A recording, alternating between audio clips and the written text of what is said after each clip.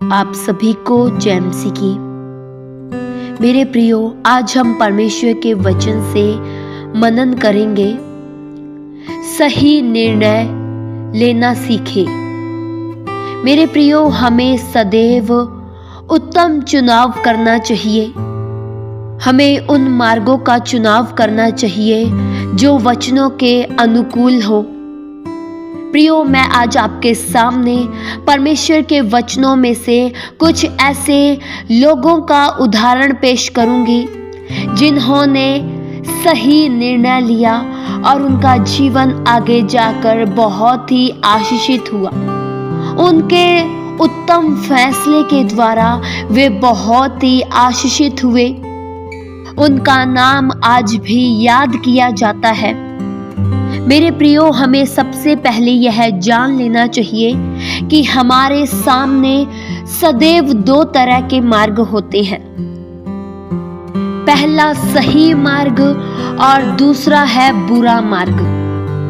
यह प्रियो हमारी इच्छा पर निर्भर होता है कि हम किस तरह के मार्ग का चुनाव करते हैं, हम किस तरह का फैसला लेते हैं, क्योंकि हमारे सामने परमेश्वर का वचन होता है। हमारे से परमेश्वर का वचन छिपा नहीं है। हम जानते हैं कि कौन सा मार्ग सही है, कौन सा मार्ग गलत है, कौन सा मार्ग वचन के अनुकूल है और कौन सा मार्ग वचन के प्रतिकूल है। हम इस बात को अच्छे से जानते हैं। इसलिए परमेश्वर कभी भी हमारे साथ किसी भी बात का धक्का नहीं करते हैं कि नहीं, तुझे इस मार्ग को चुनना है। हम प्रियो अपने चुनाव की वजह से ही आशीषित होते हैं। कई बार मेरे प्रियो, हम अपने जीवन में इतना मूर्खतापूर्वक निर्णय ले लेते हैं जो हमारे लिए बहुत ही नुकसानदायक होता है, जो हमारे आत्मिक जीवन के लिए बहुत ही खतरनाक होता है। प्रियो, मूर्खतापूर्वक चुनाव करके हमें अपनी जिंदगी में हर समय दुख उठाना पड़ता है। इसलिए चुनाव करने से पहले उस चुनाव का परिणाम जान ले कि यह चुनाव मेरे जीवन में क्या असर डालेगा। इस चुनाव की वजह से मेरे जीवन में नुकसान होगा या फायदा होगा, इस बात को पहले जान ले, फिर जाकर चुनाव करें। मेरे प्रियो, हम सब रूत के बारे में बहुत अच्छे से जानते हैं। बाइबल प्रियो यह बताती है कि रूत ने उत्तम चुनाव किया था। रूत ने एक अच्छा फैसला लिया था। बाइबल प्रियो यह बताती है कि एक नाओमी नाम की एक स्त्री थी जिसकी 2 बहुएं थी और वे दोनों बहुएं मोआबिन थी। एक का नाम प्रियो ओरपा था और दूसरी बहू का नाम रूत था। बाइबल प्रियो यह बताती है कि नाओमी की दोनों बहुएं विधवा हो गई। नाओमी के दोनों पुत्रों का देहांत हो गया। नाओमी की दोनों बहुएं पति रहित हो गई। वचन यह बताता है कि नाओमी का भी पति गुजर चुका था और वे तीनों अब विधवा हो चुकी थी।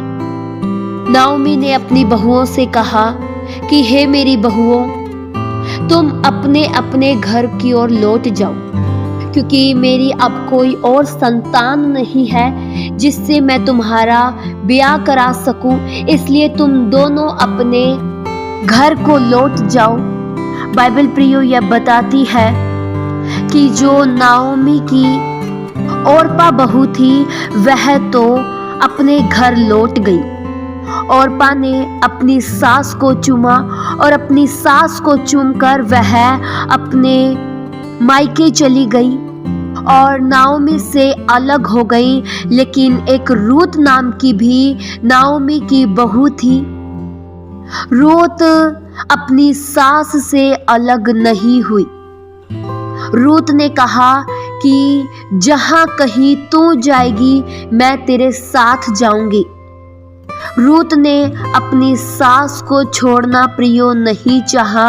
रूत नहीं चाहती थी कि वह अपनी सास से अलग होए।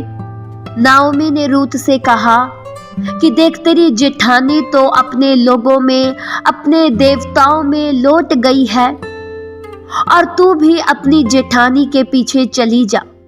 लेकिन प्रियो, वचन यह बताता है कि रूत ने कहा कि जिधर तू जाएगी उधर मैं जाऊंगी, जहां तू रहेगी वहीं मैं रहूंगी, जहां तू टिकेगी वहीं मैं भी टिकूंगी। रूत ने कहा, तेरे लोग मेरे लोग होंगे, तेरा परमेश्वर मेरा परमेश्वर होगा। प्रियो, चाहती तो रूत भी लौट सकती थी। रूत भी प्रियो यह सोच सकती थी कि मैं अपने घर लौट जाती हूँ और मैं दोबारा शादी कर लूँगी, मैं दोबारा अपना घर बसा लूँगी। मैं ऐसे विधवा में क्यों रहूँ, मैं नाओमी के साथ क्यों रहूँ, इससे मुझे क्या फ़ायदा होगा, इससे भला तो मैं अपने घर को लौट जाऊँ। प्रियो, रूत भी अपनी बड़ी जेठानी ओर्पा के समान फैसला ले सकती थी, लेकिन रूत ने ऐसा नहीं किया। रूत ने कहा, मैं नाओमी के साथ ही रहूंगी, मैं अपनी सास के साथ ही रहूंगी। रूत अपनी सास से अलग होना नहीं चाहती थी। प्रियो, यही उसका उत्तम फैसला था, यही उसका उत्तम निर्णय था।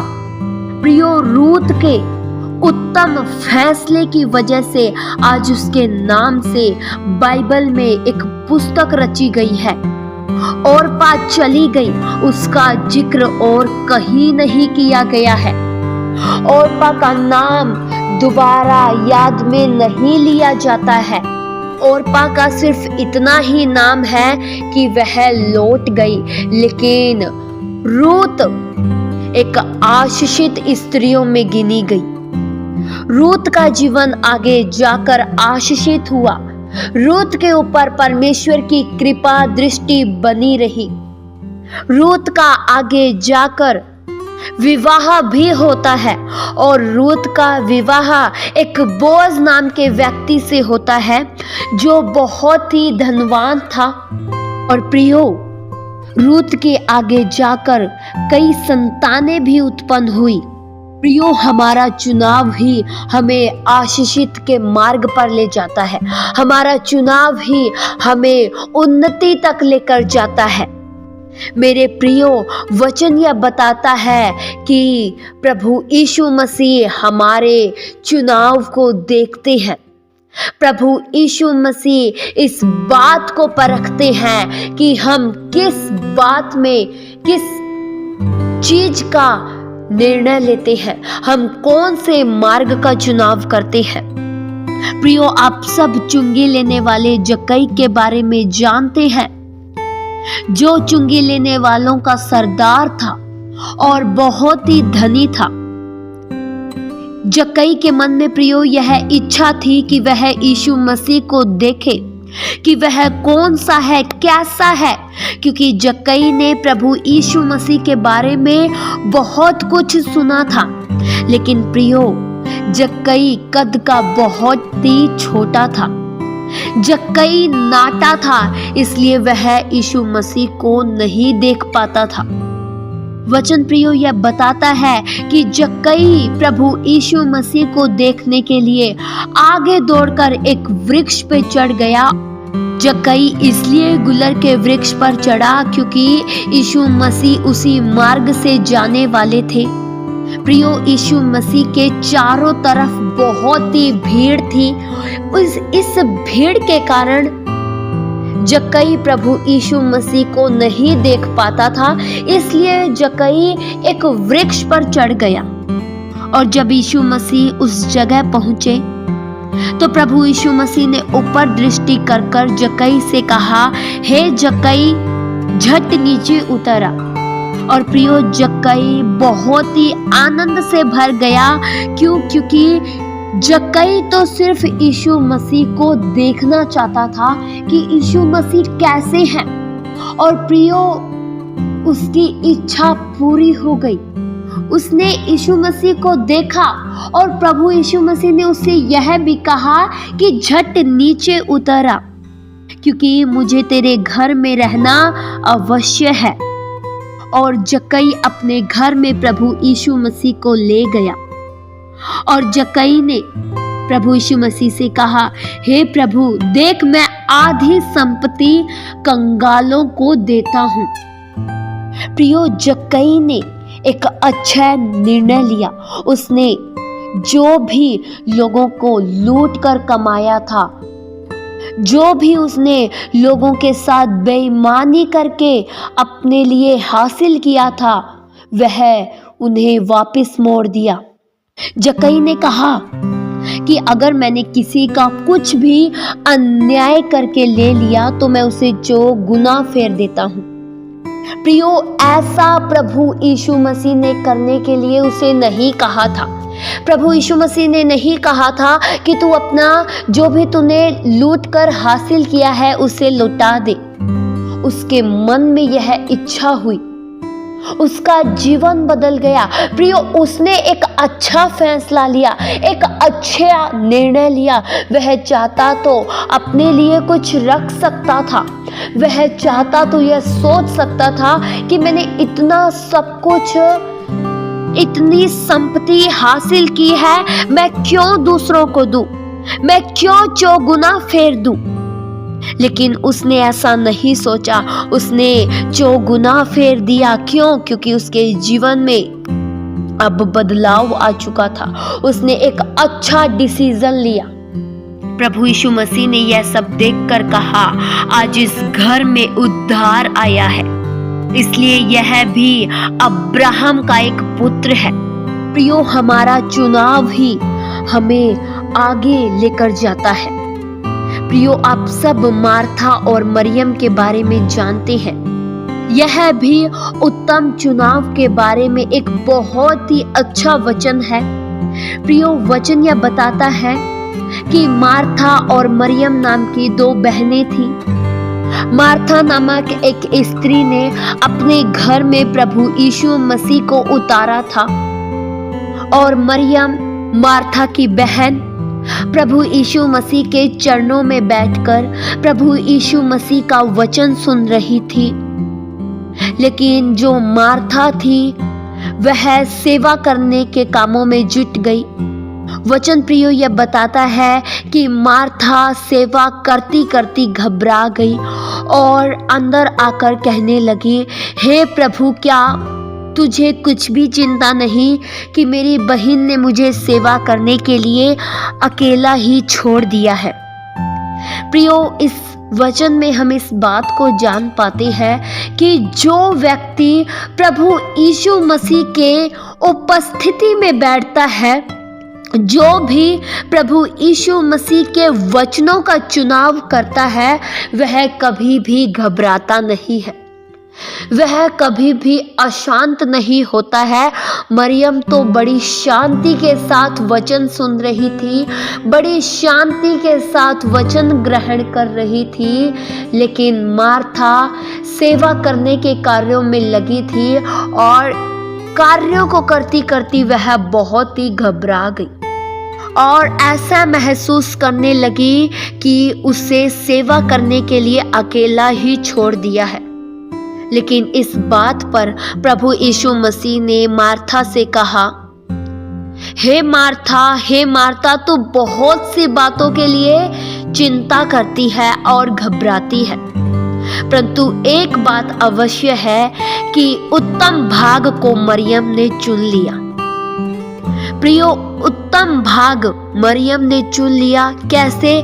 क्योंकि वह परमेश्वर के वचनों को सुन रही थी, वह प्रभु यीशु मसीह के उपस्थिति में बैठी थी, इसलिए वह शांत थी, वह शांति के सोते के निकट थी, इसलिए वह घबराई नहीं, वह बेचैन नहीं हुई।